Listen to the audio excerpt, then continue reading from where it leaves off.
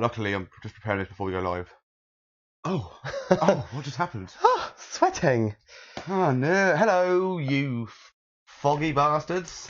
Don't know. It's not sticking very well. No. Yeah. Welcome to the Deciphered Podcast. It has been some time. Yeah, a month, I think. No fucking way, no. I think so. Shit. Because we had the episode, and we had the week break. And we didn't have that week because illness. Then we didn't have that week because I was fucking done from download. So here we are. No fucking way, son. So yeah, welcome back to the best thing you've ever seen in life. I'm Kieran. I'm Rob. And we have some news. This is the podcast, yeah. So yeah, let's go straight into there. Today we have 2 reviews. It's motherfucking Unsigned week. Yeah. And we have the entire second round of the Deciphered Tournament 2. We also have a short topic that Kieran has prepared for us. Download review. Yes. Or downloading. A brief for review. Yes. For reasons that won't come fully clear publicly. But that's correct, yes. So started off with the news. Started off with some sad news, actually. Megadeth frontman and vocalist Dave Mustaine has announced that he's got throat cancer. Which is shit. Man. Really? Fucking, I mean, he seems pretty optimistic. He's kind of telling everyone, like, yeah, don't worry, I'll be cool. I'll be cool. Which is a good outlook to have. Definitely. But to be fair, yeah, it's always shit. It's always shit to hear that kind of stuff. No real insight into sort of why it's come about, whether it's to do with just years of being on the road and tearing his fucking vocal cords all the time, or drinking, or a combobulation of all things. Yeah, but all of us obviously wish him well and hopefully he gets better soon. Yeah, 100%, man. It'll be a fucking sad day. I'm not the biggest Megadeth fan, but it'll be a sad day. But yeah, I love a good few tracks. I've seen them live a good few times. They're fucking sick. Yeah, man. But yeah, regardless of who you are, even if you're Ollie Sykes, we still don't want you to get throat cancer. No, absolutely not. Secondly, and finally, Ivan Moody of Five Finger Death Punch fame. He has started his own CBD product line, cannabis oil, infused lemon water, and this other shit which I looked at. All in the name of health. Yeah, health. Because it helps him with anxiety and shit before he goes on stage. Which and is it's also helped him with his sobriety. Which is pretty fucking sick. Thus feeding into the age-long thing of alcohol. Is it as damaging as cannabis? Well, it's definitely not as damaging as cannabis water. So there you go. But yeah, there you have it. Cool. Look forward to seeing that drop. Probably have quite a big market over in the States, I reckon, nowadays especially. Yeah. You do get a lot of health-conscious people as well that would never even think about smoking it, but would 100% use those kind of products. So yeah, fucking fair play to the guy. We'll see how that goes. Oh, cannabis has been proven to help local illnesses as well. I am sick and tired of my t-shirt or this mic or both. Hello to the 5 people who are currently watching. You're probably waiting for your band review, aren't you? We'll give you a little pointer. We'll do this download thing next, then we'll hit 3-second fuse, then the long topic, and then we'll finish off the podcast with Banned from the Club. Okay, cool. So, download. Yes, fucking hit me with your rhythm stick. So, this is my 11th download in a row. And I loved it. For the first ever time, I did not go down on the Wednesday or Thursday. Oh, you almost didn't go at all. Yeah. Actually, that was almost sort to go. of in I debate for a decided while. on the Wednesday that I would be going on the Friday. So, yeah. Hit some images behind us, obviously, as you know, download. 100%. Now, so yeah, I'm glad that image there. Well, I'm probably late because I'm watching the feed late, but the one of me there is from years ago because the sun was not there this year, but most of all the other photos this year. Yeah, so I didn't go on the Wednesday or Thursday because the weather was shit. Surreal as fuck. Yeah, it was weird because I picked up shifts and I was like, oh, why am I here? And the morning of Wednesday I felt really sad that I wasn't going. By the afternoon of Wednesday I was fine and excited because I decided at that point. Got down a lift with some dudes and his kid. That was pretty cool. Because I wasn't going to drive down myself. I was like, I don't want to drive. I want to get fucked on Sunday. Yeah, 100%. So I got a lift there and that was good. But that's not the shit you care about. Bands. So, this Friday arrival, I was going to go through the whole experience. Okay, so Friday, I didn't really see many bands. So I arrived on Friday morning about 9 a.m. I asked Lewis and Jake, 2 people I camped with, to help me with my luggage. It wasn't that heavy because I was camping for 2 less days of drinking. But I just wanted help. I'll go with a burger each. Kind of me, one of them. Also, it was fucking muddy and wellies everywhere. Yeah, for sure. So I've heard the village was absolutely fucked even by that point. Fucked. The layout of Download Festival. So I've been since 2009. This year is technically 10 years later, but it's 11 downloads later. So in other words, it's my 11th download. In the whole 2008, the year before I went, that was a different layout to the whole download. They changed it in 2009, and that's the layout we've known this whole time. Mm-hmm. It was fine as it was. Yes, the walk's 100%. Long, but it's fine. Red Camp was exactly where it needed to be, and that was basically all that mattered. Thank fuck, Red Camp is exactly the same as it was before. Yeah. Right? I've camped in the same area for every year. But, so you leave Red Camp, and you go up there, and you turn left, and that's where the village is. You go with the village all the way up till the point you leave, and you go down around, there's the arena. This time, you leave Red, and Black Camp is there instead of the village, and Blue Camp is there instead of the second part of the village. And the village is this way here, where Black Camp was before, and it was shit. The Ostrich Burger place, I didn't have an Ostrich Burger this year, or a Hocker Roast. What? I didn't even streak this year. What about a Yorkshire pudding? Fuck Yorkshire puddings. I didn't even streak this year. Like, something was wrong. So you didn't even bring the mankini? I brought it, I just never wore it. Oh! I bought a red morph suit that I thought would be really funny, but I wasn't right mind of frame when I started wearing it. And I realised how fat I was in a morph suit. So I wore that for literally... People saw my legs pop out of the tent and I went back in and took it off. Great stuff. So yeah, the village was shit. But yeah, anyway, I got into the camp and I was like, oh, got a fair bit of alcohol. Took 3 bottles of spirits and 2 crates of cider. Right, let's get on this shit. They had ice at the co-op like I remember last year, so I was like, cool, I'll take some liquor 43, some caramel liqueur. Fuck yeah. It's awful with mixers and awful warm, but with ice, it's perfect. And I proceeded to get smashed on a Friday, like really fucking drunk. I drank a glass of JD, a glass of rum, 2 ciders, and almost the entire bottle of liquor 43. Wow. And then we decided to walk up. Me and Jake the original plan was to go see Clutch because while they're okay when we reviewed them, I don't care that much for them. But I've heard they're probably quite good live. Apparently, they're one of the highlights of the band. They're one of the highlight bands of the weekend that I missed, unfortunately. Damn. But we headed up for the end of Whitesnake, more to the point to catch Slash and Miles Kennedy and the Co-Conspirators. Yep. As you would. Who were fucking fantastic. I've heard mixed opinions about this actually on the like the main download group. All right. I had quite a few people say that just wasn't on point. Oh well, they were wrong. Yeah, 100%. I wasn't even there, and I wanted to stab people. Yeah, they were fucking great. Miles Kennedy, you can't fault him. It was so good. My favourite song, Anastasia. They played it. Mad. However, I didn't see it live because I realised halfway through the set how drunk I was, and on this day, all I had eaten at this point was a cheese and onion sandwich about 6 a.m. before we left. Right, it's now 8 p.m. and I haven't eaten, but I've drunk a lot. So I'll go to a burger van. Went to the burger vans nearby. Not the ostrich van. The Wi-Fi was down, so I couldn't make any card payments. I had no cash. Right. So instead, I'm not going to the cash machine and all the way back down there. So instead of saying, "Oh yeah, can I borrow some cash from someone?"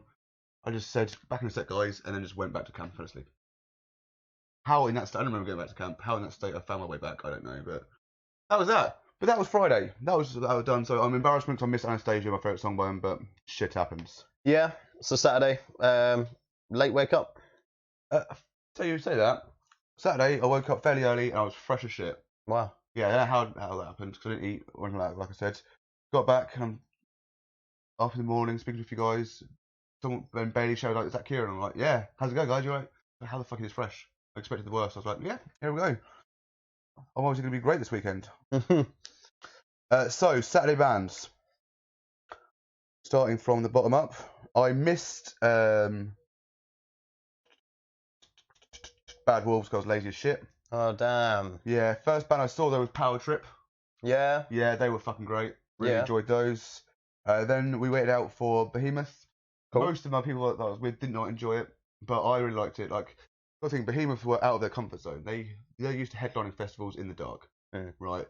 Here they are at 3:30 or 2, even 2 o'clock maybe. So when you say that they're used to headlining festivals in the dark, what kind of festivals? Bloodstock, they've headlined a couple of times. Oh really? Yeah, they're massive in their scene, but in the download scene they're not as big. Fair. So yeah, unfortunately, but I really liked them. They pulled it off well. Their stage show was good. Fire and stuff like that. For a 2 o'clock band, it was fucking worth it. Yeah, for sure. Skin Dread impressed as per usual. Fucking great fun. Yeah, I've seen the old fucking helicopter thing. Yep. Then Trivium. Trivium were fucking fantastic. I just gotta. Wow. That's like magic, that was. I know. Then into the abyss. Would you like one? Because I'm sure I could. I'm gonna pass, thank you. Okay. Yeah, I could probably squeeze another one out. Yeah? Yeah. Alright. Trivium. Right, yeah, Trivium were fucking incredible, right? They were the best band of the weekend for me. Definitely the one that I wanted to see the most. If I had gone this year, that would have been the bands that I was like hell-bent on making sure that I saw the entire set of. So I was worried at first because a lot of lineups I saw heading up to this had no ascendancy in their set list. Sorry. So yeah, panicky, but still thought it would be a good show. Then they busted out like Light to Flies and Pull Harder. But other songs like Until the World Goes Cold was fucking brilliant. Still in the Sentence was fucking insane. Did they play anything that you were perhaps like expecting to not be that good live, but actually when you saw it, it was like, fuck? No. No? I expected every song they played to be good live. I think every song they played I've seen live before. Bet. They played Strife, which was good live, but it's just not really something I care for. Yeah, we've had this discussion many times. But yeah, they were fucking brilliant. I genuinely think after seeing that show, if they bring out another solid album, they can headline Download. I want them to headline Download. I think they're more than worthy of a Friday slot, 100%. Yeah. Then, I've heard Hailstorm were incredible. I've heard so many people say that was like the highlight of the weekend for a lot of people. I will get to them. Okay. After D'Antwoord.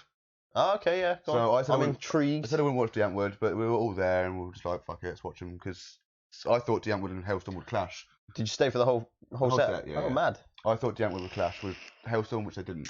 Fair. So, yeah, we watched the whole D'Antwoord, and they were actually pretty good. Like live shows, fucking incredible. Never choose to listen to them again. But if they're there ever again, I'll watch them. Yeah. Like the dudes... Will you go out of your way to watch them if they're there again? No. No, just if no one's clashing and I'm already at the arena, yes, I will walk from that stage to that stage to go see them. Right, and I won't just stay at the second stage watching this band I don't know of. Right, okay. But if there's anyone I like clashing with them, I'll not see them. Fair. But yeah, even the lead singer Ninja, he was like, pussy. Yeah, he said pussy to everyone. It was really rude, really hurt my feelings. Wow. So he said to everyone, really hurt my feelings. I have no idea how we've garnered the attention of any metalers, but fuck it, we're here. Yeah, 100%. They appreciate that. I think they knew 100% that, like, you talk about Behemoth being out of their comfort zone. D'Antwoord definitely 100% out of their comfort zone. Oh yeah, they were taken back by it. Yeah, like the size of the crowd was insane. Yeah, I bet they got a good reception as well. A lot of people say, like, there's non-stop bitch on the download page on Facebook. Mm-hmm. A lot of people said, oh yeah, but the crowd was only big because they wait for Slipknot. Partially true. That there were people waiting for Slipknot and not enjoying it, but where I was stood, from in front of me and behind, we were fairly close. From in front and behind, wildness everywhere. Everyone was fucking raving. Yeah, wildness everywhere. I was not. I was the guy that wasn't, but still. I can imagine there's a lot of drug use that day compared to normal downloads. Yes. Anywho, so that happened, then we went over to Hailstorm and they were fucking fantastic. Yeah, I've heard so many good things. Really good. Like a lot of people that were slating it, saying that like Lizzie Hale's kind of lost their way a little bit, let the fame get to her head a little bit, but yeah, apparently they absolutely fucking killed it. Well, they released a statement since, she released a statement since saying how amazing it was, like an honest play download and headline second stage, saying that it's very rare that women do this, if not she's one of the very few. And like we said before in that sexism thing, there's only one woman that's ever headlined download, and that was Melissa Reese from Guns N' Roses. And it's not like she's obviously a part of the band, but it's not like she's a founding member or anything like that. No. Whereas Hailstorm, she is a founding member. She is Hale. Yeah. Lizzie Hale and Ara J. Hale. Anyway, on Slipknot, and they were good. They were pretty good. Good? Yeah. Like Unsigned went down great live. All Out Live were great, but they sounded great. I just broke my pen. Oh no. They sounded great. I've heard quite a few mixed opinions on how Corey sounded specifically and how just the whole sound thing. I think from different places in the crowd, it seemed to have. But getting onto that, yeah. I thought he sounded fine from where we were, but we all agreed that the reason we didn't enjoy it as much as we thought we would is that we were far back enough. We should have been closer. Mm. So we actually left Slipknot early. We left before Spit It Out and Surfacing. Yeah. So basically, we left before the encore. So like, we could walk further forward, but we could just not and go back. to be honest, in my experience in 2013, the closer you try and get, the more you get pushed back. Yeah. I got to the front-ish, like within the first sort of 15 rows or so, and then it was anarchy for a while. Yeah. It was sick, but well, who's that Slipknot as well? Yeah, right. In 2013, they were on the, I think they headline main. They did headline main. I can't remember what it was. It the Friday? Pretty sure. I feel yes. Or yeah, Sunday. it was. No, it was the Friday. 100%. Yeah. So I'm pretty sure this is the first Saturday headline. Yeah, it is. No. I'm sure. Yeah. Okay. Sure of it. I'm gonna look that up. But yeah, carry on. So Slipknot, about as good as you were expecting. No, I expected better, but I feel like it wasn't their fault. Okay. So in terms of like where they, because a few people have said it's like strictly to do with the sound quality coming out of the speakers in certain places in the crowd. Like speakers were like popping and shit like that, and not being equalized very well, and that's the kind of stuff that I've heard. Anything to say on that? Can you vouch for any of that? A lot of people have said that the sound was bad all weekend. That's surprising. Like, I just think it's like the weather has a part to play. The wind levels will affect the sound overall, and that's not something that can be done. Nothing can be done about that. Do you know what? 15 was a Friday headline as well. Was it? Yeah. God, I'm fucking brilliant. So yeah, it could very well have been their first Saturday headline, and they're about at that status now. Let's be honest. Again, I still don't see this. I still all three as equals.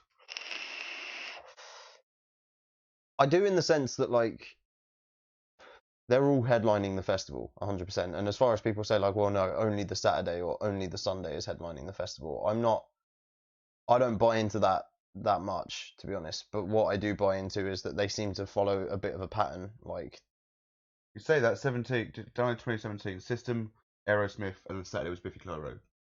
That's just evidence enough to not like make me fall out of that. Yeah, fair. Who did you even go for in 17? What, instead of Biffy? Yeah. Or like just in general, like what was your main attraction to that year? Oh, just Download, I think. System, Aerosmith, Alter Bridge, Rob Zombie. Yeah, that's enough. Yeah, sixth coming back. That was always a big one. Fucking yeah, because they brought. Was that the year that they brought Justin Hill out for like a couple of songs? One song.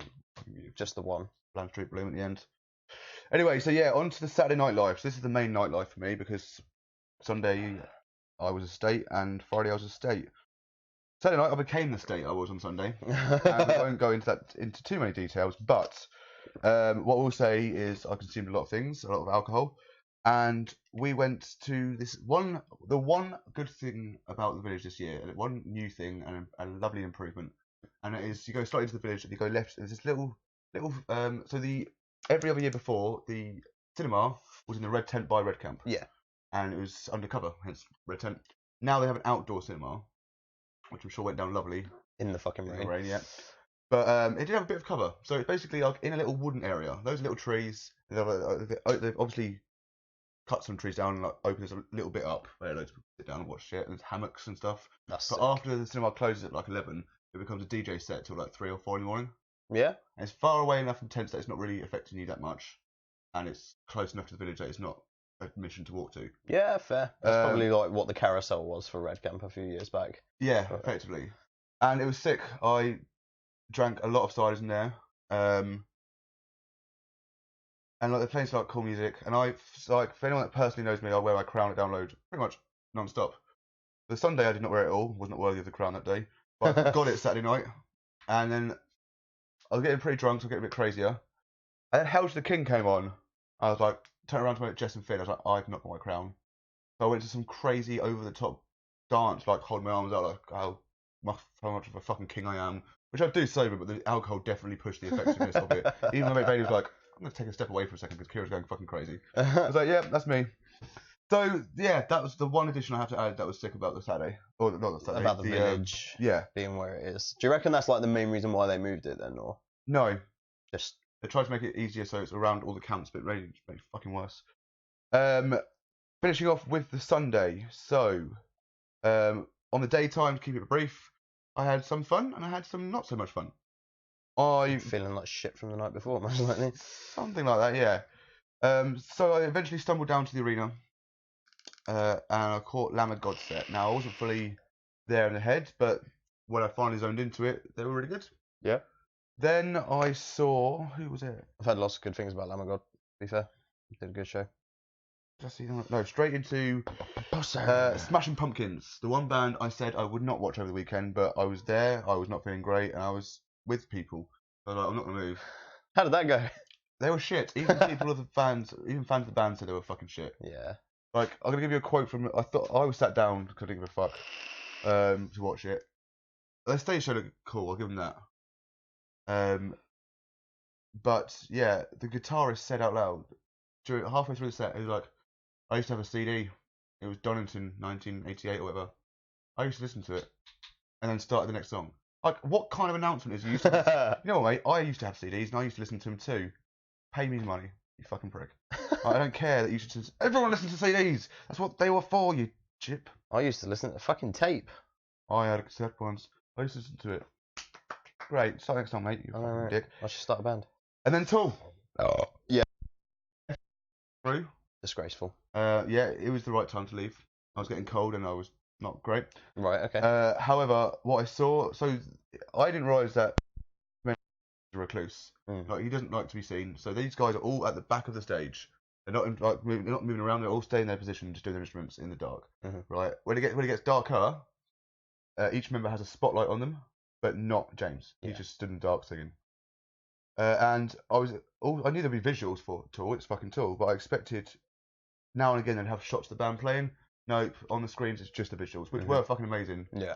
But yeah, so I saw Schism, I saw The Pot, which I didn't like beforehand, but I've heard it live, it was fucking great. Yeah. I've checked out a lot more Tool since. Yeah. So that concludes Download. I went to bed, woke up next day and went home. Fair.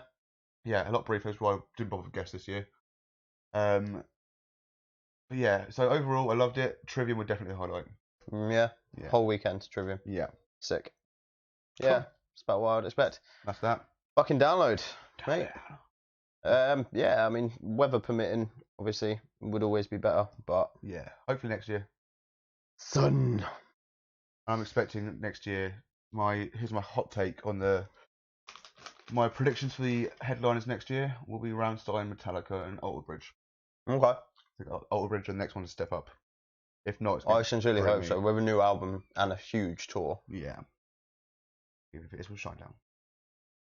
Yeah, not overly keen on that, but I don't give a fuck. But more on that tour later. Yeah. Right, it starts the first review. Yeah. So we're going to do 3-second views first, yeah? Yes, please. Oh, I fell over. Oh, I fell over again. I've got a button out of it, though. Rather melted button. My favourite. Right, do you want to start, shall I?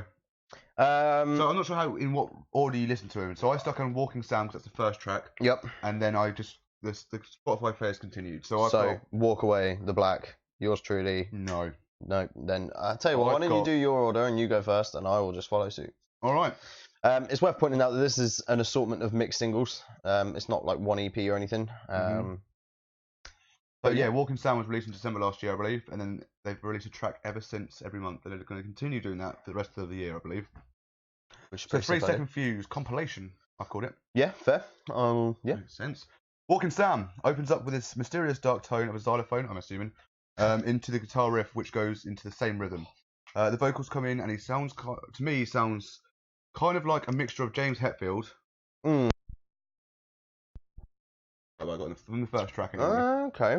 Yeah. The track is simplistic at times, but that doesn't go against it at all. It works really well, and it's easy to enjoy the pace of it. Yeah, I put eerie opening, not sure which way it'll go. The drums and overall sound quality are defo far less than the other singles of theirs, so it's worth pointing out that I didn't listen to this one first. In fact, this was the last one I listened to. So I had all of the better quality sounding tracks, and then went back to this one and was just a bit like, the fuck? What I will say for that, though, is that obviously room for improvement, but we'll get there.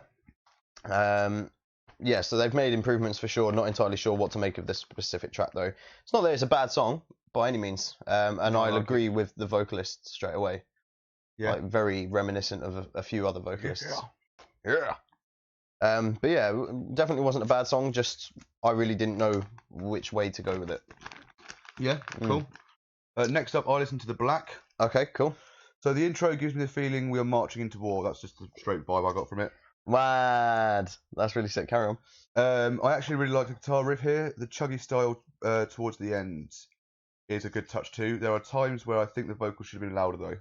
Literally right. So cool opening, man. Sounds like we're about to go to war. Yeah. Right. Guitar work is pretty good, but I find myself wishing there was some more heavy ass double bass drums or something. For me personally, I would have mixed this song differently in places with the guitar fading in and out. Sounds better in full, and I think the vocals could be louder. Yeah. Cool. So that's fucking unusual, man. We're agreeing on stuff. What's going on? We need to leave right now. Yeah, literally. Join us next week when we fight. Sleepwalking Sam. As expected, I really like the piano intro use here.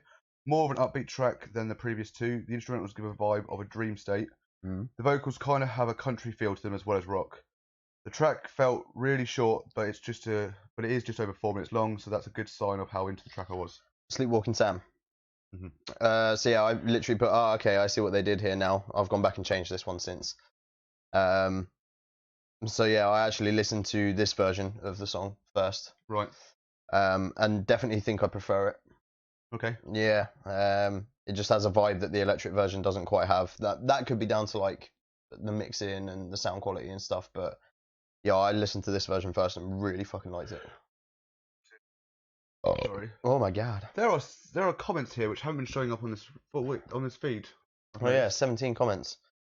Fuck a doodle dandy. Right. Oh, shit. We're going to quickly take a pause here. Yeah, we're going to go through these. Sorry guys, technical issue there. We didn't see these. How soon is soon? Alan Joseph O'Keefe. So we're leaving download on the Monday. Oh, okay, yeah. And we asked, someone in the camp asked us to take the group photo, right? Yeah. And he just goes up to me like, deciphered, right? I'm like, what a fucking buzz. Amazing. I was like, yeah. Do you watch us? He's like, yeah, occasionally. I'm Alan. I was like, I know you from your name because you just told me it. Madness. It's fucking weird when that happens, eh? Getting to know people by their name. Yeah, crazy. Fucking weird. Right. So yeah, back to the top. How now, brown cow? Not really sure how it works, Sophie, but good question. How now, brown cow? Evening all to you. Went on the Friday. I still got into Red Camp. Yes, because I gave them my tent on Wednesday, and they set up for me. Lovely people. Did you see the dude in the mankini wearing black Y fronts as well? I did not. Has Crow put on weight, or is that just the mask? That's just the mask. Don't know why you would want to look like a fat guy wearing a milk carton, but there you go. It's a weird mask. He doesn't seem to have gained weight. He hasn't. He's not. If you take a look at pictures of him unmasked or when he's like doing stuff with Stone Sour, if anything, he looks even perhaps a little bit skinnier. But there you go. They've defo headlined before in the last few years, 2015. Yeah, headlined, yes. Headlined Saturday, no. I doubt the mask itself has put any weight on. You are correct. Didn't they headline 2013 as well? Yes, in the Friday. Right, fucking in there. I meant, did the mask make it look like that? Haha, he looked really chubby under that mask. He really does. He literally looks like a fat guy has cut half of a milk carton out and put it on his face. Yep. I know you were. I know you were too. Could just be age. Could be. It could just be, yeah. Hi, Charlene. Who's Charlene? Do you know Charlene? I have no idea. Oh, well, welcome. Love Tool. Yeah, fucking mate. I'm super gutted. Definitely sad. And the fact that you left halfway through, I understand. But yeah, at least I'm going to check them out more now. And I might even get tickets if they tour. Always rains when Slipknot is there. The rain will kill us all. Hopefully they'll be here next year. Ooh. I joined. Ah, hi Karen. Hey man. And that is us caught up. Great. Any more comments? Please send them. We will actually reply to them on time. Whoopsie. Confused. Yes. So we've just done Sleepwalking Sam. Preferred this version. You prefer him when he's sleeping, do you? Yeah, I prefer him. Yeah, I do prefer him when he's sleepwalking. Actually, not just walking. Sleepwalking. Witchcraft. Immediately heavier than the previous track for me, which was Sleepwalking Sam. And I love the addition of the harmonica here. The drum work here to the king shines more than before, and the guitar keeps up to the good standards so far. Yeah, sick guitar work, and mate, that harmonica is a sweet touch. Overall, the song is cool. I can't get into the drums that much, though. I feel like the drums, just for the style of music they played, I really wanted the drums to just be a little bit heavier. All right. Yeah. Sorry, go ahead. Yeah, I just put the vocals are a bit hit and miss at times. I think that's due to equalization. Oh, it didn't work. I just slapped myself in the face. There we go. I've made up for it. edit the fuck out of this. Yeah, I think that's probably down to mixing and stuff like that, really. I just felt like the vocals kind of didn't shine through enough in some areas, and then perhaps were a bit too loud in others. Saucy. Still not a bad track, though. Really enjoyed it. Yep, cool whip. Before we continue, may as well point out that, as you can see on the screen in front of you, there's 2 sexy men. Also, 4 6 men behind us. But mainly the point I'm making is that there is just the cover for the one song. It's not the cover for all their songs. That one's for yours truly, funny enough. Speaking of which, it's not that. It's Walk Away. Okay. I'm once again liking all of the instrumentals here. The background high-pitched widdly effect, which I didn't know how to word it. Wibbly effect. Didn't sound like that either. Add something to the track. It fits right in place. I'm still liking the vocals, but I feel that lyrically the chorus isn't all that on this one. Fair. I put a cool opening, though I feel more could have been done drum-wise. I like the hi-hat dance and the sound effects on the first drop, which I think is what you're referring to with the... vocal style is definitely unusual, and in some ways that's great. Still wasn't sure yet at this point, because this was only the second track that I heard. Right. But, yeah. It's fair to say that it grew on me quite a bit. Yeah, cool song overall. Cool song, bro. On to my final. Where did yours truly... It's yours truly. And his 4th track. So yeah, this is for final for me. The band knows how to get me going now and again. The addition of the symphonic violins is something I adore. It accompanies the heavy instrumentals perfectly. The heavier, faster vocals around the 220 mark sound great as well. This is the best track they've released. Yeah, slower one is pretty cool. Almost like the Eye of the Storm in the middle of a war. Love the vibe of this track, and the drum work is really good here as well. A fave so far for sure. Yeah, love it. So I didn't write an overall because I forgot, but I can put one now. Overall, it's a bit harder to do an overall because it's not an EP as itself or an album. I am taking it as separate tracks, but overall with the band, I like the music they're creating. I want them to carry on doing the same kind of style. Yeah, keep adding piano or violin into shit, and I'll fucking like it. I like the vocals; they all work well. In fact, the whole band instrumentals I'm really enjoying. So for me, it's a 7 out of 10. Yeah. I'm just going to do an overall like I would for an album. It's not necessarily for me in every element, but there are elements that I really like about this. And these guys, I would be inclined to check them out in the future, or check out future releases, sorry, to see the evolution, because I think that there is definitely potential there. For now, it's a 7 out of 10. Oh, nice. So I definitely think these guys have a scope to... Forever it's 7 out of 10, because we never change our votes. Well, no, we don't change our votes, but I just mean the band for right now. Get a 7 out of 10. But there is definitely room there for... a lot here. I know, it's fucking the wind. Cool, yeah, so nice one, guys. Thank you for letting us review you. Not that you'd have a choice, but thank you for providing us with your music. Check 3-second views out on Spotify, Facebook, and where else the fuck you can find them. Enjoy them, like them, touch them, wherever you can. Decipher for tournament round 2. Do we have the paper? We do not. We did not prepare. Fuck. It's been so long since we've done the tournament that, quite frankly... You know what, we'll just go in the order from the start, I guess. Yeah, for sure. But it's 2 topics per band now. And we're starting off with Alice Cooper versus Bon Jovi. Oh, my digger to die for those will be vocalist and guitarist. Scary stuff. Right, I'm going to get up the comments. It's going to be a ways back now, isn't it? Yeah, a little while. Now, this is the time I'm going to take while he looks to shit on our fans. You need to interact more. We've got like 4 votes in this one, and I'm not having it. Sort your act out. Pretty blunt. Yeah. Pretty forceful. Pretty fucking accurate. Yeah. Right, we do this for free. You've got like 100 hours of shit here, man. Right, so who are we going for first, sorry? Motorhead versus Guns. Oh my god. Where are they? Oh, here we go. Right. Ooh, you spoiled it for yourself. A little bit, but it's a bit hard to not look. When it's right there! Right, cool. So, going with vocalist first, we have Lemmy versus Axl Rose. Yeah. Let's go with Lemmy. I believe we've actually gone in the wrong order, judging by the pictures in the background there. No, that's my fault. Yes. No. Yes. No. Sorry.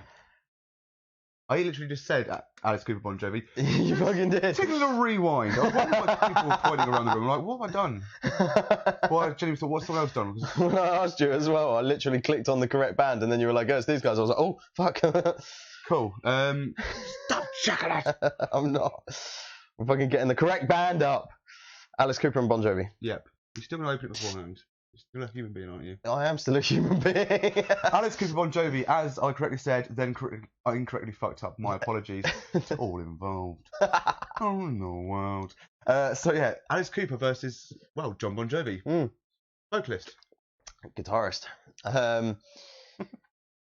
Right. This is truly difficult because both are prestigious vocalists. Yeah. For different things entirely, like on different ends of the scale, 100%, but they are both fucking massive. Yeah. Right, so who's first? Who are we doing first? So Alice Cooper. Alice Cooper has done his thing for fucking years, and I know Bon Jovi have as well, just not quite as many. Alice Cooper is also fucking nuts. The stage show that he brings out while he is singing like an absolute fucking legend. This is really fucking tough. Yeah, this is really tough. So Alice Cooper, Google's not. What are you trying to find out? Don't worry. So yeah, Alice Cooper. His vocals are fucking known across the world. Fuck yeah. Like his vocals in Poison, like it's especially Poison. Oh, they're so good. School's Out as well. School's Out for Summer. Yeah. Fucking tune. No. This is brutal. I mean, talking about Bon Jovi, that band relies, obviously, on John Bon Jovi. Yeah. Well, you say that, but in a second we mentioned guitarist, and I feel like that's a big part of Bon Jovi. I mean, it definitely is. Guitar work is like still a massive thing, but is there a Bon Jovi without Bon Jovi? Probably not. Is there an Alice Cooper without Alice Cooper? More so not. Yeah. Yeah. But I think either band, if it was a case that the vocalist, God forbid, fucking died or dropped out or whatever, neither one of those bands would continue. Bon Jovi wouldn't get a new vocalist. No fucking way. This is shit. This is really fucking shit. Who are you going to pick? Well, going more on Bon Jovi.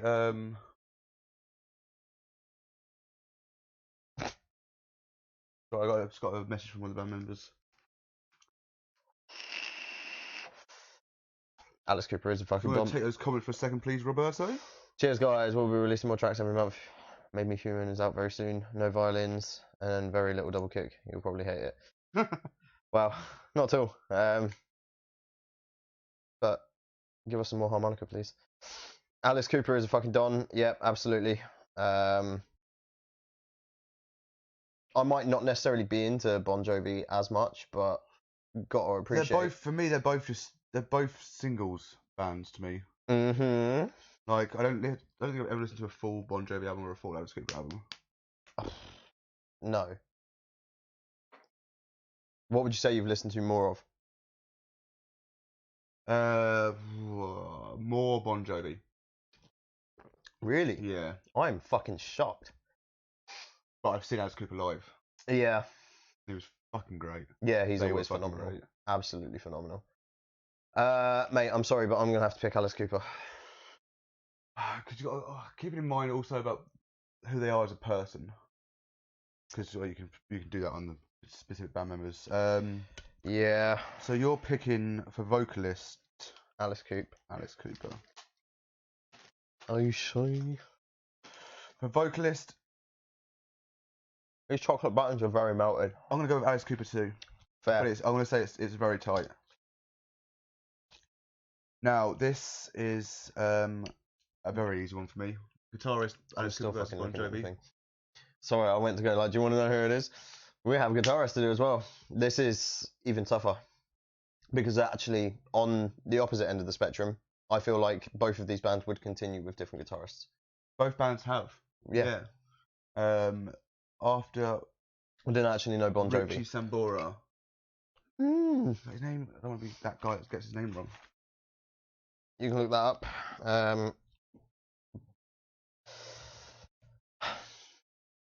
I think for me, this simply comes down to who, like the guitar work that I appreciate more, and I actually think I know my answer already. But yeah, I know my answer. It's easy for me. Just want to fly away with it, or do you want to chat a bit more? We can chat a little bit more if you've got anything else to say. I don't really about the guitar work. I'm already 46 minutes in, so we may as well. Bon Jovi easily. So 1-1. Yeah. Which means it comes down to the fan vote. Yeah. Which I will be surprised by. No, you won't. Because it's Alice Cooper, 4 votes. Bon Jovi, none. Wow. No votes for Bon Jovi, man. That's sad, quite frankly. Alice Cooper goes through to face...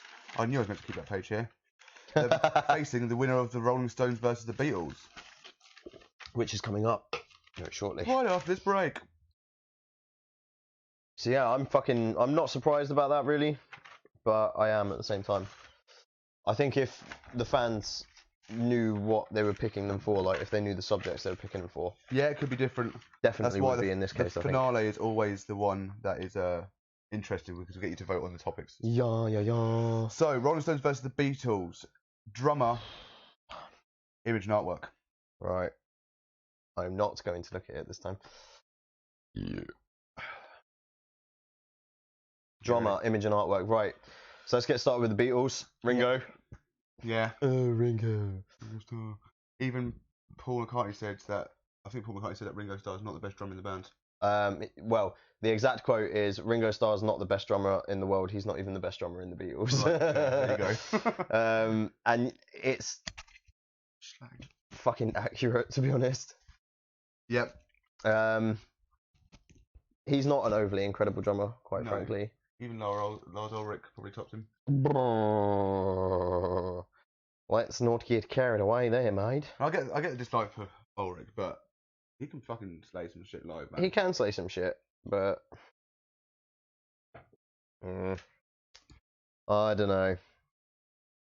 Either way, not the best drummer in the world. Oh god, no. So that would be the rev. I mean, for me, it's already a simple choice. For drummer? Yeah. Who? Stones. You're going to go for Stones. I think in this case, I'm probably going to have to as well, purely because, just reading here, that the Stones formed in 1962, and for their time, drums were fucking great. And obviously, Beatles were around about the same sort of time, and Stones drumming is just miles ahead. So, yeah, Stones. Stones take drummer. So, image and artwork. Image and artwork. This is fucking shit because... Oh, right. Can we go backwards here for a minute and just get started with the 40 licks? Take it away, my friend. The 40 licks Rolling Stones thing, the whole tongue. Oh, yeah. Massive. Yeah, iconic. Fucking massive. However, what else do the Rolling Stones have in that sense? They're... Image in terms of like the band's image as well. Yeah, the band's image, they've got their image like... For sure. Guy looks for sure. 4,000 years old, yet still wears bandanas.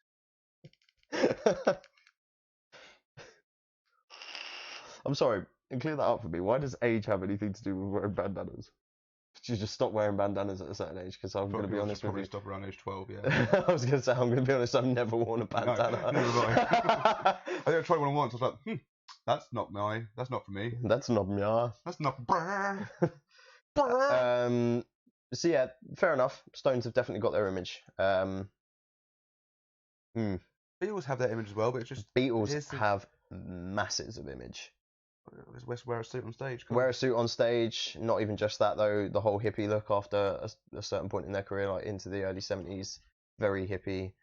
Obviously, like kind of lost a little bit of their fan base, like the tiniest amount, which meant fucking nothing to them at that point in time, because they were known to go through this mad hippie thing where they like fucked off to India and like went and sat with shamans and stuff like that and did some weird shit and got really fucked up on drugs. And then they came back and were just like super hippie all of a sudden. No more suits. Hippie to the rescue. Right up. Yeah. But in terms of like artwork, you've got Abbey Road, iconical. Yeah, true. Purely because of the amount of conspiracy theories in it as well. So there's this thing that you must have heard this, that there's like a conspiracy theory that the real Paul McCartney died in a car crash. Yeah, I heard about that.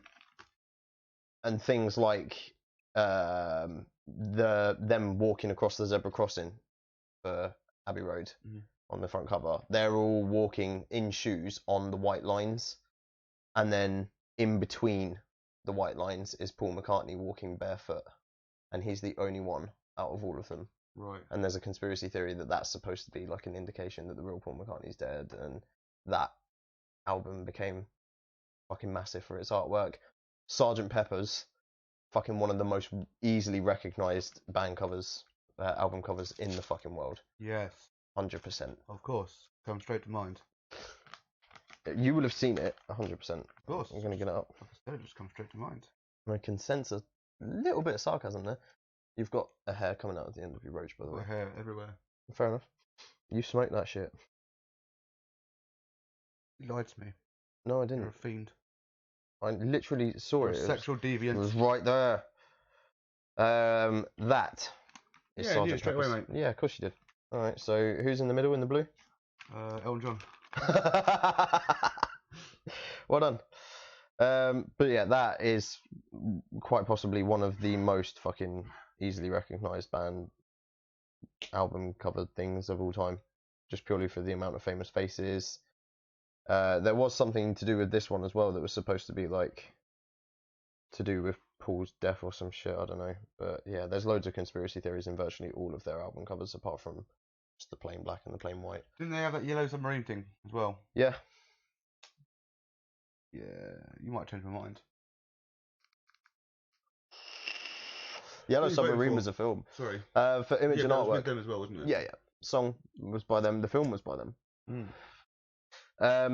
Image and artwork is definitely going to the Beatles, hands down for me. Yeah. So well done, Patton. Fan vote again. Yeah.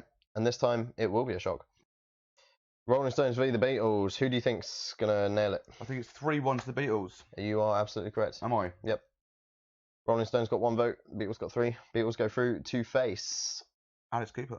Holy shit. So the Beatles now beat Metallica and the Rolling Stones. Fuck that. Pretty mad, isn't it? Quite Next up, you say?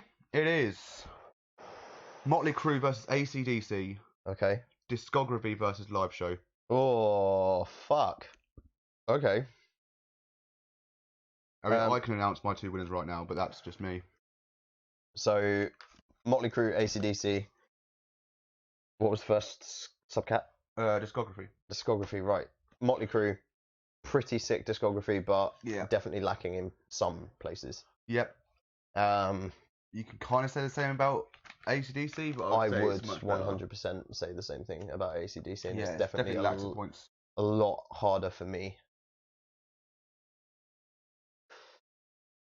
So let's go through the discographies.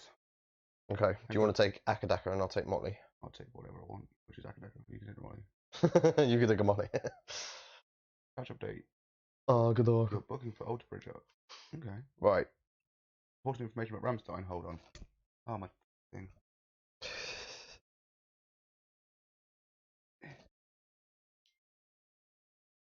So, Motley Crue, Too Fast for Love. Let me just have a look and see what's on there. Take Me to the Top. Starry Eyes. Stick to Your Guns. So yeah, some pretty good ones. Shout at the Devil. Shout at the Devil. So yeah, got that song on there, obviously. Helter Skelter, fucking mate, red hot. Too Young to Fall in Love. Generation Swine. Don't really know any on this one, I don't think. Anybody out there? Alright, 1 song. New Tattoo. Is there anybody out there? Yeah, not quite the same song. Thankfully, because that song sucks. White Punks on Dope. Fucking jokes tune. Porno Star. It is fucking sweltering. Yeah. Mate, we are missing some fucking massive ones. Where are they? Theatre of Pain. Here we go. Keep your eye on the money. Down at the devil.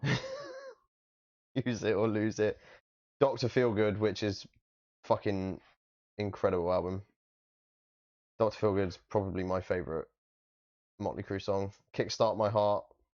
Fucking sticky sweet. She Goes Down. Time for Change. Mate. Go for AC/DC? Yeah, go for AC/DC, but I already know my option. You got High Voltage here. Yeah. It's a long way to the top. You've got TNT. You've got... She's got balls. TNT, though. TNT. With Dirty Deeds Gone Cheap, you've got Big Balls. Thanks. Rocker. You've got big balls. You've got mail. What are you going to write down? You've got mail or you've got big balls? You've got mail. Alright. I have too many fucking sexual ones. I've got to stop. Ride On. There's going to be some rocking. We have too many sexual ones. Ride On. Let There Be Rock. You've got Let There Be Rock, funny enough. Problem Child again. That's good. Whole Lot of Rosie. Don't even know the song. You not? Nope.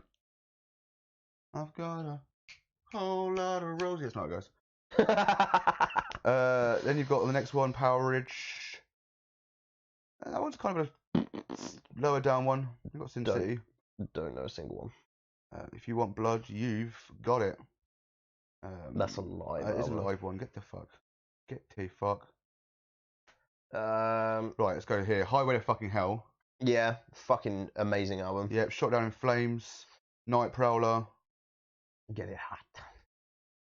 And then you got Back in Black straight after that. Yeah. A year later. Hell's Bells. Shoot to Thrill. Let Me Put My Love Into You. Give the Dog a Bone. Have a Drink on Me. Shake a Leg. And Back in Black. I scratched my sack. Where the fuck is Thunderstruck? Way up. In the earlies or the latest? No, later.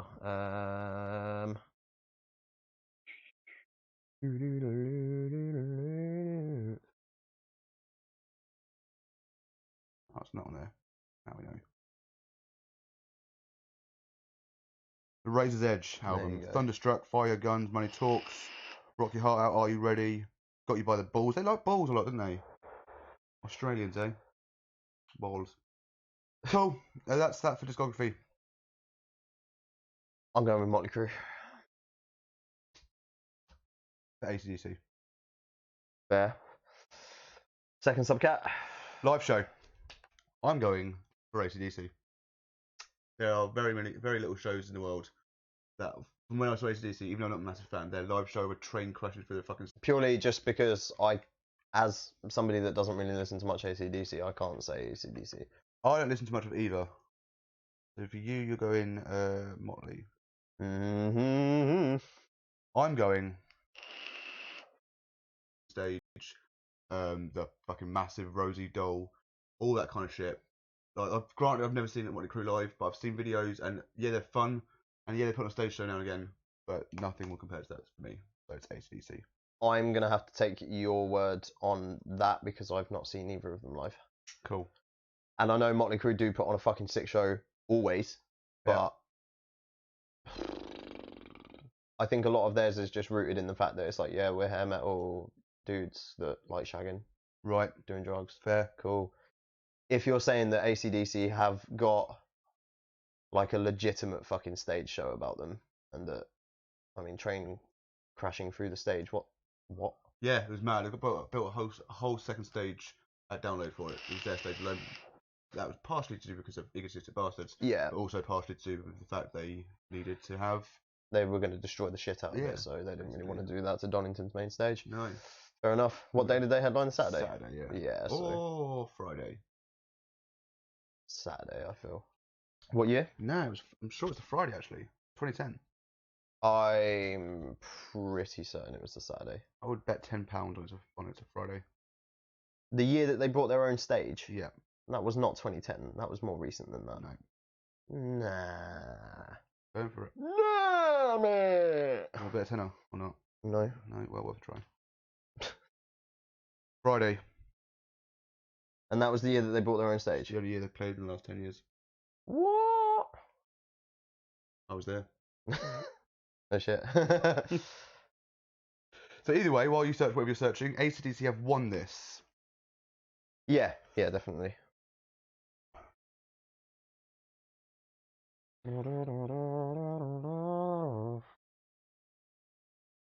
For the fun of it anyway. Yeah. Oh, you want to see? You want to see? I want to see a big one. Motley Crue won AC/DC 3. Right, so it was AC/DC. always destined to be. And they will go on to fight either Dio or Black Sabbath. Okay. Saturday Defo, hashtag fuck off. No question on my download. That they bought their own stage, Saturday Defo. It was 2010. Friday Defo. I'm the best. You're the worst. You suck. I win. You suck. I win. Gosh. I'm really shocked that that was the only year that they've headlined in that time. Mad. Have they played at all since then or not? No, they would never play under headline either. Crazy. They wouldn't have the name on the fucking t-shirts because they were like, we're not headlining Download, we're playing Donington Park the same day Download's on. So we're not putting the t-shirts, we're going to make our own t-shirts. You're not getting our money. Yeah, fucking, that's definitely egotistical. Right, this one is Dio versus Black Sabbath with the topics of fan base and best album. I think we got a spoiler alert over here. Well, let me get the thing ready. So Dio versus Black Sabbath, fan base and best album, did you say? Yep. So the fan base for Dio is very strong. There is no denying that. It's not as big as Sabbath. It's nowhere near. Sabbath are pinnacle. Dio was too. Don't forget, Dio was part of Sabbath. Like he puts towards their fan base here. Yeah, for sure. But... And in fact, Black Sabbath, by him being in it after him leaving, that probably put towards his fan base. But Black Sabbath have that fucking fan base more. They're both so shiny. You have no fucking idea how hot it is in here, woman. Ugh. Well, he's shiny because he's hot. I'm shiny because I knew it was Friday and I'm king. So I'm going to go with Black Sabbath. I'm definitely going to go with Black Sabbath. Best album. Oh, what a nightmare. Yeah, literally. Nightmare! You should have known. The price of seeing was Saturday. Right, shall I strike Dio? What? Oh, what for best album? Yeah, go on then. But to decide and agree on a best album, I'm gonna go with, it's pretty simple. It's Holy Diver for for sure. For Dio. Black Sabbath though, that's gonna be a tough one. Unless you have a favourite album straight from the top. I'm pretty sure I have mine, but Sabbath best album is probably their fucking debut as well. I'd have to see the track listing. I am 100% going with that. Paranoid. Yeah, for sure. Click on both. So War Pigs, Paranoid, no, yeah, it's this one, yeah. Iron Man, yeah, Electric Funeral, Hand of Doom, Rat Salad. So Paranoid, easy one for me. Yeah, I'll agree with Paranoid. You agree with Holy Diver for Dio? Yeah, for sure. So yeah, you've gone through the tracks there. For this one, you've got Holy Diver, you've got Don't Talk to Strangers, you have Rainbow in the Dark, all pretty fucking big tracks. But Paranoid. Fucking Paranoid. Isn't it? That was the easy one. Glistening like diamonds. Black Sabbath versus AC/DC. Take a guess at the votes. 4-0 Black Sabbath. You've already checked these. I've not checked these. It seems obvious that one. The last one was a lucky guess. I promise I haven't checked these. Fair enough. Yeah. I want to have such a go at you. Like, why are you checking them? I've checked them. I did it right before we went live. I just assume with. And Sabbath smashed it, quite frankly. So it's not applicable. But please check, sir. I have a feeling that I'm pretty sure. I know anyway, but yep. Dio vs Black Sabbath. Black Sabbath was so big in our world. 4-0. Yeah. 4-0. Hands down. My diggity day for deals. So Black Sabbath AC/DC the next round. That's gonna be fucking nuts. Now, let's rewind for half an hour. It's Motorhead versus fucking Guns N' Roses. With current relevance in 2019 and showmanship.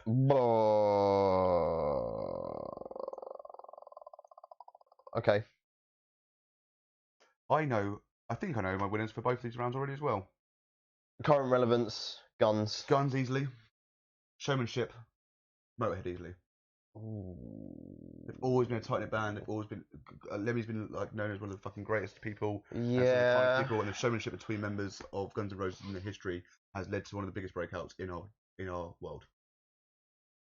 Yeah, and to be fair, Guns have a history of being shit, so much that they've caused riots in countries for people paying hundreds of dollars to go and see them, and then putting on 2 songs and fucking off. Yeah, we'll turn up an hour and a half late and then complaining that they're getting cut. Yeah. So those are my Motorhead. 2 picks. Guns for relevance, Motorhead for showmanship. Agreed. So that's a draw. Do you want to take a guess at these fan votes? I would probably, yeah, if I get this right, I'm not having it, right? I'm not fucking having it. I'm guessing 2-2. Am I right? Yes. That's jokes. Oh fuck! That means we go into the next one. Tie. Definitely seen. I have not. I swear so much I have not seen these. Fair. Tie. So next round, we go back round to vocalist. Oh no. I mean, this has got to be the full shebang. Like, how good of a vocalist they are, and also how they were as a person, how they are as a person. It's everything, right? Yeah, it is. Shit, you know, it's a competition already. Almost. I thought that I definitely know who the better vocalist is, but yeah. You were gonna go with Lemmy straight up. No, I was gonna go with Axl straight up. Oh really? Yeah. Oh man. And he says they are as a person. I was like, yeah, Axl's a bit of a dick. Axl's a massive twat. Yeah. Lemmy was a fucking legend. Yeah. But as pinnacle and unique and irreplaceable as Lemmy's voice is, the same has to be said about Axl. Both fucking great vocalists. Yeah, I prefer Axl as a vocalist. I do. Oh, mate, I'm sweating so much I had to wipe my glasses clean. I'm literally looking at my face doing it now. We're fucking red and gold and sweaty. Oh, golden brown, wow. texture like sun. So, shit me. This is quite possibly one of the toughest decisions so far. Axl Rose, Lemmy, vocalist. It's literally on par because Axl Rose, I would say, is that much of a better vocalist, but Lemmy is that much of a better person. Yeah. I'm going to make the choice here to go with Motorhead. I'm going to make the choice to go with Guns. Fuck! Right, okay. Guitarist. Okay. And we have our winners. Yeah, Guns N' Roses, because Slash is just not going to lose. My writing can't get smaller. Yeah, Guns N' Roses. Guns N' Roses. Fucking hell. Cheers, guys. Aerosmith versus Kiss. Right. Okay. And I've lost the page, got so excited about what we're talking about. Drummer and image and artwork. Oh. So drummer for Kiss is Peter Criss. Yeah. Probably. I'm not a big Kiss fan. I'm not either. Nothing really too special about him. I actually do feel like Aerosmith's drummer. I forget the name already. Not even sure if I ever knew it, quite frankly. Probably not. I actually feel like in terms of ability, Aerosmith have probably got it because they at least have done some more interesting things. But they're both about as kind of mundane and as bog standard as you like. There's nothing special about either of their like ability. So in terms of them as people, I don't really fucking know. Yeah, I want to take a shot at the dark of just what I prefer overall, and I'm going to go with Aerosmith. I'm going to go with Aerosmith for drummer. However, image and artwork. Yes. 100% because it has to be because yeah, you just can't outdo that. We have a tie. Okay. Do you want to guess this one too? Yeah. 3-1 to Aerosmith. Fuck off, am I right? No, you're not. Okay. But we have a more serious problem on our hands. It's 2-all. Okay. So fine. Fine. We have discography. I can take Aerosmith. I can take Aerosmith too. Yeah. Kiss. I mean, how much of this is personal opinion? It's got to be a kind of. It's personal opinion. Like, we're going with facts as well, but there's some things like. Obviously, Kiss fans would say, well, Kiss discography is much better, and Aerosmith fans would say the opposite. But we can't speak for everyone. This is kind of our thing. This is why people vote, and they didn't vote very well. So. I just feel like, okay, so let's go probably with discography. Let's check it, not just be. I mean, yeah, I can take Aerosmith's discography pretty much now, but yeah, for the sake of doing that, do you want to take Kiss or do you want to take Aerosmith? I'll take Kiss.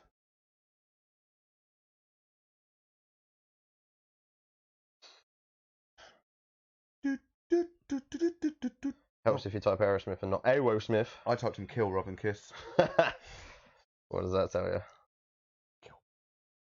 Right. Jesus Christ, let's go through the 70,000 albums they've got, shall we?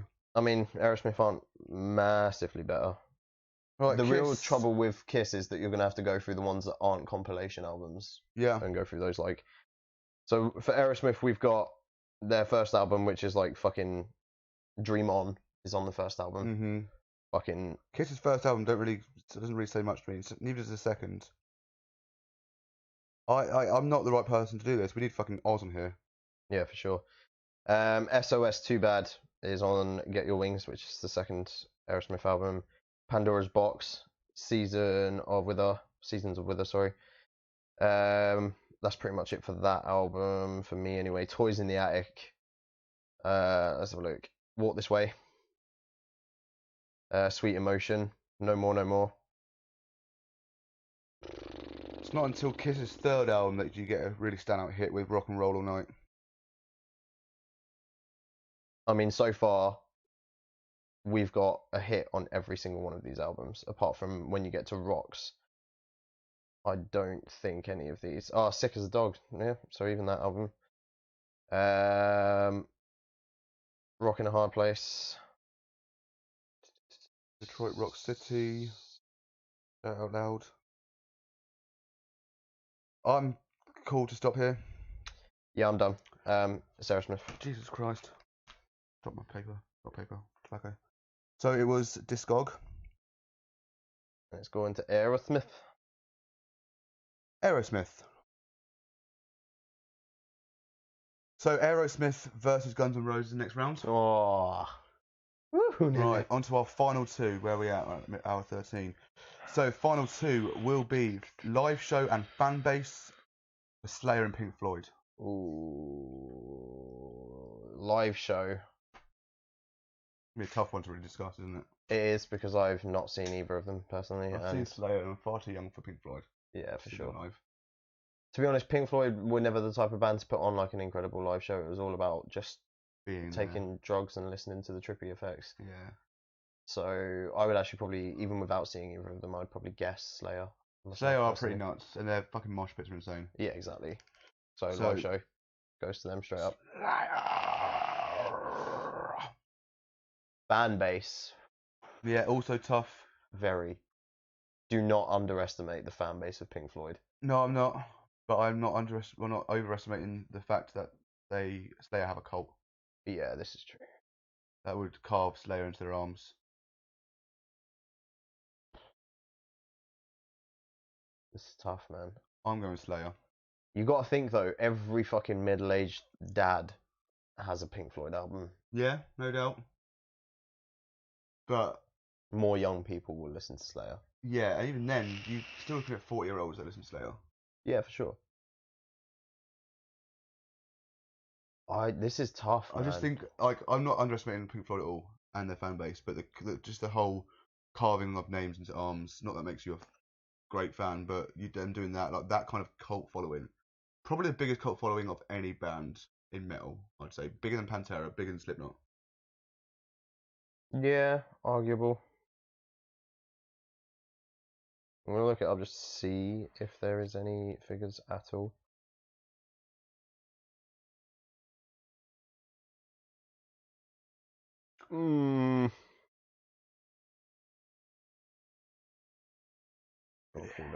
History, legacy. Whilst we take this break, why don't you love everything we do? That's where I was going with that. Why don't you love me? No, there's no figures anywhere for that. This is a tough one for me because I know so many more people that are pretty diehard for Pink Floyd, but that isn't to say that when you go somewhere like Download, everyone knows Slayer. Mm-hmm. But you'll find more people will know who Pink Floyd are and have listened to a few of their big songs. Like even people like my mum listens to your general sort of like 70s, 80s stuff, the pop side of things, but even she knows Pink Floyd songs. Yeah, but they were a lot more mainstream. Definitely, yeah. Like I can't see anyone's mum's just, oh yes, still on Rain in Blood after Roy Orbison. But there are some mums out there that probably would. No doubt. To them, I salute. I think what this really comes down to is the size of the fan base. Pink Floyd may just about have it, but I think the diehardness, definitely Slayer.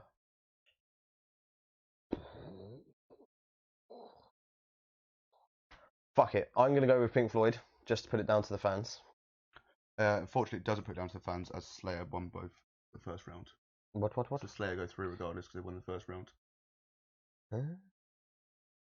Oh, right, okay, yeah, right, okay, that's true. But all right, fair enough. In that case, Slayer. It would have been fucking 2-2. Oh, really? Yeah, so that would have gone on to best album. Yeah, Slayer would have taken that. Mad. And finally, to me, it's the big one. It's Judas Priest versus Queen. With best album and current relevance. Ooh. All right, best album, Queen.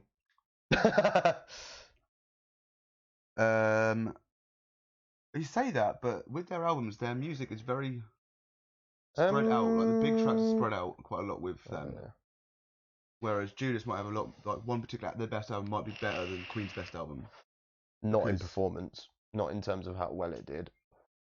No. Not a single Judas Priest album would have outsold a Queen album. No. But sales doesn't mean it doesn't. Better. No, you're right. It doesn't. I'm advocating for Queen to win this entire thing, but I'm trying to take it from a better perspective. So I'll take Judas on here. I don't know what the album's going to be. To be honest, it's probably going to be that one I can't think of the name of. Oh yeah, that's a good album. That one. British Steel is what I'm thinking of. Right. Oh fucking hell, Queen have got so many. Right. So we've got Queen, Queen 2, Keep Yourself Alive, Doing Alright, Breaking Rap, My Fair King, Liar, Night Comes Down. Don't really know any of those, but Queen 2 is one of the fucking biggest albums in the world. Procession, Father to Son, White Queen, Someday One Day, Loser in the End, Ogre Battle, March of the Black Queen. Oof. Sheer Heart Attack. Let's have a look. Brighton Rock, Killer Queen. It's a Killer Queen.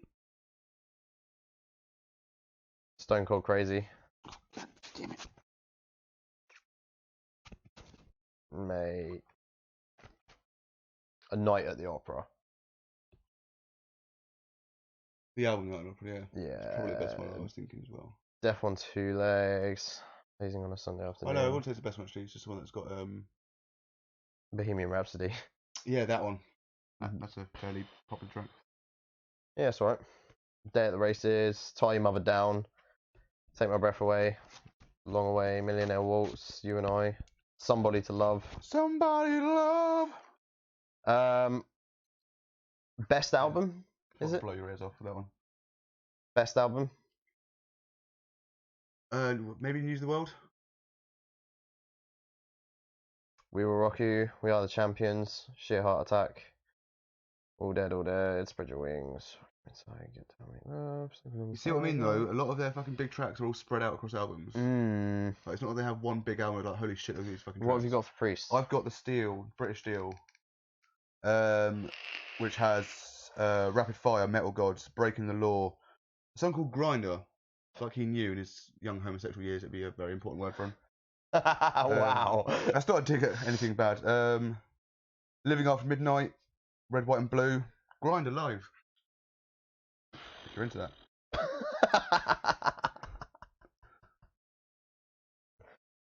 I'm still going to have to go with Queen. And I would probably say A Night at the Opera.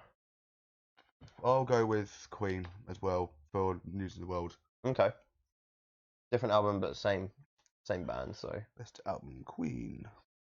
What else we got? Current relevance. Smashed straight away. Smashed, but I will push the point that if this was 2 years ago, it would be a bigger fight, possibly called Priest. I think the film of Bohemian Rhapsody has brought out the inner, to me, I listen to a bit of Queen now and again. It's brought out loads of Queen listening again. It all created loads of new fans, so I do think Queen. It's undeniable at this stage, unfortunately, for Priests. Sorry, Rob. Sorry, Rob. Rob Halford. Oh, right. Yes. So wasn't referring to myself. Sorry, me. Who the fans would have picked? Do you want to take a guess at this? Why don't you take a guess? I think 3-1. So do I, but I'll ignore that I said that. When? Oh, right, okay. I think 3-1 as well. To Queen. To Queen. Yeah. Oh my god, you've so seen this before, haven't you? Yeah, I have. Man. Literally not what you sound like, but yeah. I will mock you anyway. Man. So, in next time, there will be fucking 4 topics to talk about with each band. Brutal. And it's going to be Alice Cooper versus the Beatles, AC/DC versus Black Sabbath. This is getting tough already. Guns N' Roses versus Aerosmith, and Slayer versus Queen. Oh. Cool. Tune in for round 3 at some point. Itchy armpits. Let's go on to our final review of the podcast. Yes, let us do that. And yeah, with the topics, we'll put them up in the next couple of days. You have 4 weeks to vote for them, because it won't be any of this next time. And we'll either do all of it the time after or a bit of it the time after. We'll see how it goes. I'm quite liking getting rid of rounds in one go. So yeah, next week we'll not have any of the tournament, but you will be able to vote from one soon. Banned from the Club. Banned from the Club with their sticky EP. Sticky EP. Went to pick it up. It's so sticky. It's so bad. Who are currently they are an Australian band who are currently right now in the UK. Oh. What are they doing here? Probably touring. Being a lot colder than normal. Well, no, it's winter in Australia now, isn't it? Yeah, but that means fuck all. Yeah. Cool. Let's get started. So, Sticky EP from Banned from the Club, Banned FTC. A band called Banned from the Club. So Sticky, I will start. Very tight drums to start, nothing wild, but they sound good on the stereo pan and mixed well. Vocals are reminiscent of Phil Collins in a very light way. Not a bad song, not what I was expecting, but still pretty good to be fair, and additional instrumentation is a cool touch. Okay. Yeah, I like the vibe of this track. The mixture of the main and backing vocals work well. It has quite a trippy feeling throughout. The drum and the organ, if that's what it is, part in the middle was an unusual delight to hear. I really enjoyed it. It just worked well, like an organ and a drum fighting each other. So weird. I'm intrigued to hear more as we go on to Restless. A little less inspired in my opinion, but not a bad effort at all. I actually think the guitar solo fits the song very well and adds enough to make it work. It's already not what I would pick out for myself, but I can imagine a lot of others would really like this. Keeping in tune with the upbeat music here, there's a pretty tasty guitar riff partway through. Again, I'm enjoying the vocals. The two-tone vocals throughout work well as well. Say whoa. Whoa. Oh, there we go. Say whoa is slower. That kind of rhymed.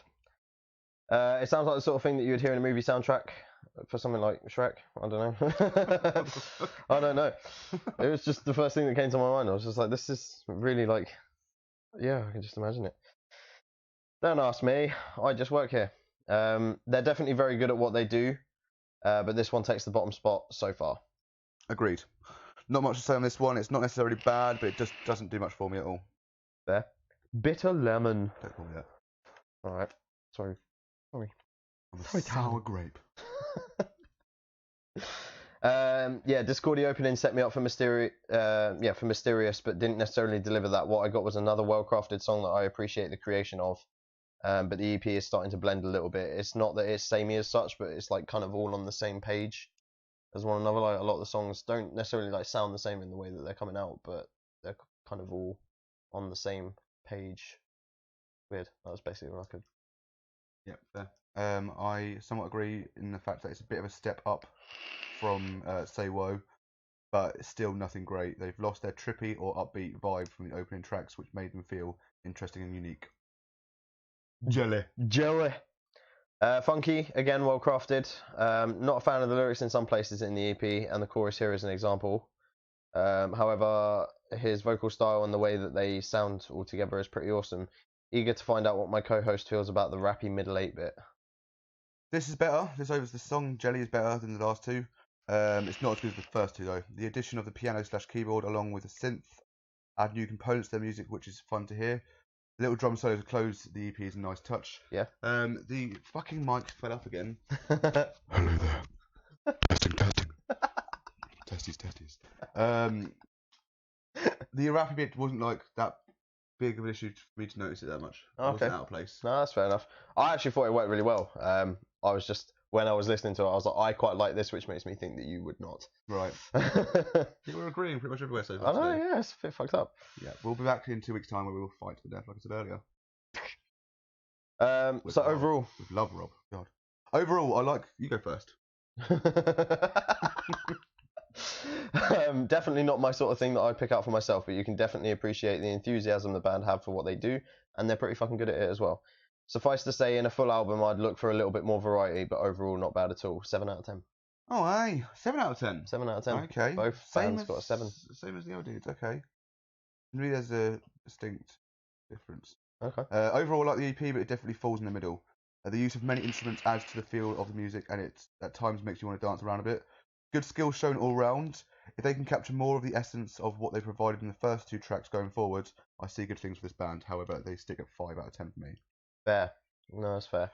They were a 6 for the majority of it, and then they kind of redeemed it towards the end a little bit with Jelly. So. Okay. There you have it. Cool. So that's today's podcast.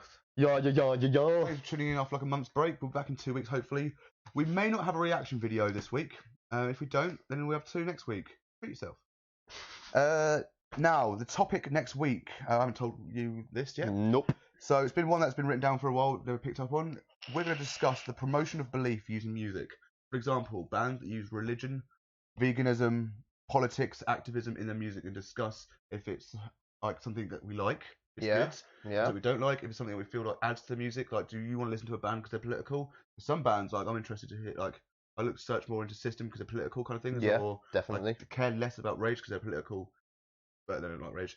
Things like that. Anything like that. Architect, veganism. The whole fact that we have like Christian metal bands. Yeah, exactly. Slayer use religion, even like anti-religion, even though some of them are religious. So that's gonna be our topic. It's gonna be quite a big one. Next week's reviews is Kieran and Rob's pick again. For me, the album I'm picking, I'm just going to double check the name of it, is as follows. It is The Raven Age. Who, as I mentioned earlier, more about the Architects, Alter Bridge tour later. These guys are opening on the UK tour, so it's Conspiracy. Okay. I'm fucking well intrigued then. By The Raven Age. So I was actually asked by someone to do this, but that will not be named on the podcast. Okay. I'll tell you afterwards. So. And your pick will be? Well, I don't know, because I didn't fucking get ready for that at all. Shit. Bear with me. While he looks around. While he has a little fucking gander. My mum's texted me and asked, "Hello, Liam Bartlett." My mum's texted me and asked. Join him right at the fucking end. Yeah. Bye, guys. Bye, guys. Oh, yeah, bye. Yeah, my mum's asked by text because she's not watching, I guess. Kind of was watching, I don't know. Yeah. Another vote. What item will you bring with your next podcast? A, 10 gallons of water, or B, a fan? What? 10 gallons of water or a fan? We'll go with the fan. That is can't have the fan pretty difficult. Then, yeah. We have a fan, but we don't. You're our fans. Thanks for watching. So I have to pick an album that's quite similar, even though I have no idea. No, it's just your choice. It's not the poll one. Oh, okay, that's fine then. In that case, I'm going to do... Thanks, Titch. That's your first ever comment on this, I think. You're a good friend. I miss you and I love you. Best friend, Titch. I'm going to go with one that you have listened to probably fairly extensively by now, but I have not yet, and I'm quite eager to review. Deutschland. Yes. Fucking Deutschland. Deutschland by Rammstein. Yeah. Both to be reviewed next week. No, I am lying to you. I've lied as a terrible person. In 2 weeks' time, on our next podcast, episode will be 47. So yeah, follow us on all of these things here, which were up before, but they're up again, motherfuckers. And I take full responsibility. I'm making a full claim here, and I will put this as a fact. By next Tuesday, not tomorrow, the week after, I will have made some fucking Spotify playlists, and that's a promise. And if not, I will officially resign from my podcast. You will not do that. That's right, because I will have uploaded Spotify playlists. Exactly. Right. Unless there's a technical difficulty, like I fell asleep. Much love. Thanks to everyone that's watched. Check out check out Banned from the Club on Spotify and anywhere you can find them. On Facebook, they're an Australian band. I'm sure they will appreciate the fact I took the piss out of their accent, even though I love their accent. Anyway, better sign off here. Bye, everyone. Stop.